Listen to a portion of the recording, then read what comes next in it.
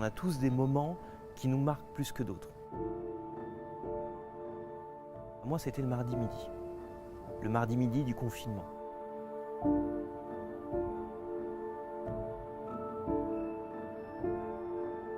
Depuis que j'étais rentré dans cette entreprise, jamais j'avais imaginé qu'on puisse fermer nos établissements plus d'une journée.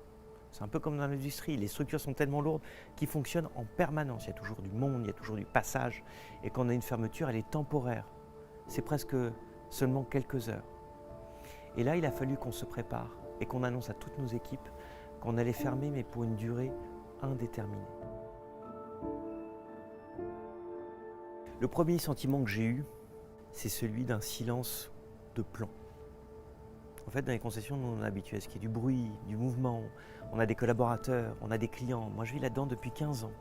Et là, tout d'un coup, la concession morte. Les rues, bien sûr, désertes. Mais notre outil de travail ne s'est jamais interrompu. Et pour la première fois, je le voyais aussi silencieux.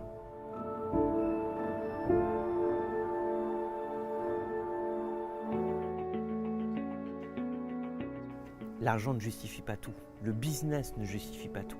À 12h00, il fallait fermer nos 50 établissements. Il fallait que nos 1500 collaborateurs aient quitté tous nos établissements.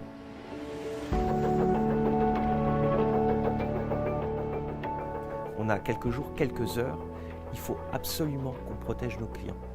On ne pouvait pas se dire on va fermer nos établissements et garder des voitures qui pourront être utiles à nos clients. Et en l'espace de quelques heures, on a essayé de livrer toutes les voitures, de finir les réparations.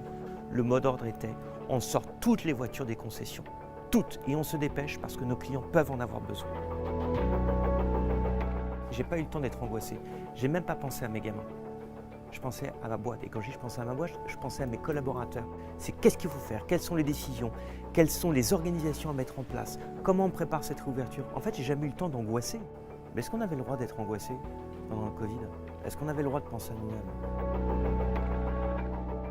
On avait nous aussi un rôle à jouer. Il y avait des personnes qui se battaient pour nous, le personnel médical, les pompiers, la police, qui eux restaient en activité. Il fallait pouvoir assurer leur mobilité à ces personnes-là. On a eu nos volontaires qui ont formé nos équipes d'astreinte pour réactiver notamment nos ateliers et pour assurer la mobilité de ces personnes qui nous protégeaient, nous tous. Et moi j'ai été heureux de voir ce volontariat. On a eu plus de volontaires que nécessaire parce que tous, intimement nos collaborateurs, se sentaient impliqués dans cet effort pour accompagner le personnel qui nous protégeait. Il fallait être convaincu qu'on allait réouvrir un moment. Il fallait être convaincu qu'on prenait les bonnes décisions pour protéger nos gars. Il fallait être convaincu qu'à un moment, on allait le voir, le bout du tunnel. Après la sidération de se dire, on ne sait pas combien de temps on va fermer, on s'est tous dit, un jour, on va réouvrir.